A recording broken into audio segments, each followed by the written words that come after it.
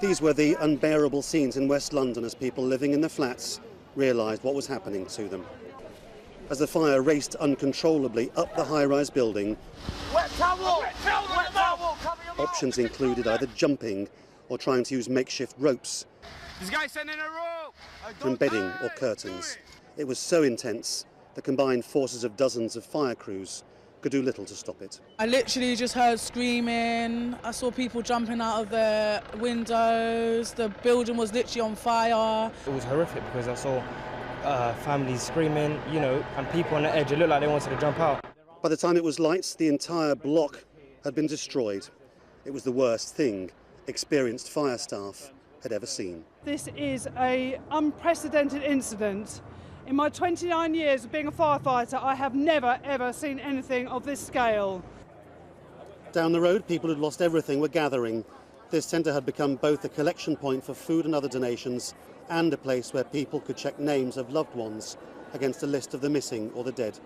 Many were coming back out, inconsolable. I don't want to say anything, but I just want everything to be false, and I just don't want to say anything anyway. 3.5 months ago, I was watching them coming in with the insulation, and I said to one of the workers, "What are you doing with this insulation? Why are you putting it in the building?" He says, "Oh, it's to keep you cool in the summer and to keep you warm in the winter." And I said, "Is it?" And I says, "Watch this." And I broke off a little piece of it. Yeah, I put it on the back of my phone, and then after I put it on the back of my phone, I lit it with my lighter, and I watched that little piece of phone go psst, and I says, "You're putting that in this building, yeah?" There were boilers in some places located next to doorways.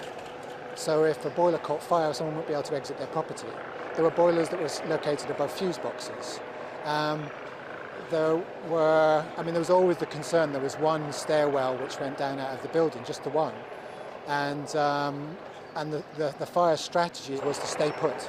There wasn't an evacuation test in the 2.5 years that I lived there.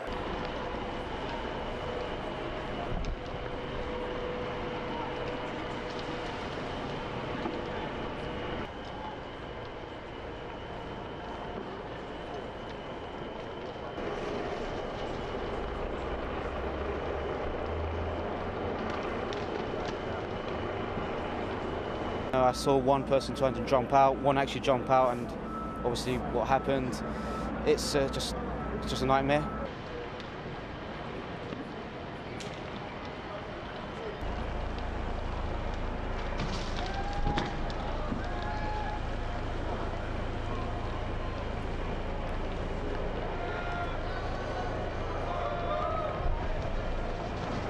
Within an hour, it started spreading and getting worse. Now we saw people looking out the windows screaming help, help, flashing their lights and everything. And now all those windows, people are gone, literally gone. I smell like a plastic burn. I assume it's something been left in a cooker or something. I go to the kitchen and I saw fire, flame, outside my window kitchen.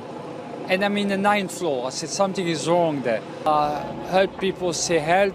I see someone jumping from the window, a child. My brother-in-law lives in the 20th floor. We called them. We said we need to get out, and he said no, we can't because someone told them to stay inside door. It's more safe. But the flame come from outside, and I don't know now what happened to him. We tried to call him, but I don't know what happened. So when I looked out the window, the whole building was on fire. And then when we went to our balcony, like everyone was jumping out, people were screaming, everyone was running downstairs. All the police was shouting at us to get out, evacuate. 90% of residents have signed a petition at the end of 2015 complaining about the mismanagement and misleadership of the company looking after the building, looking after the refurbishment works, calling for an independent inquiry. We used to say that if the worst, it'll take a tragedy before the people wake up and actually the people managing the building get held to account.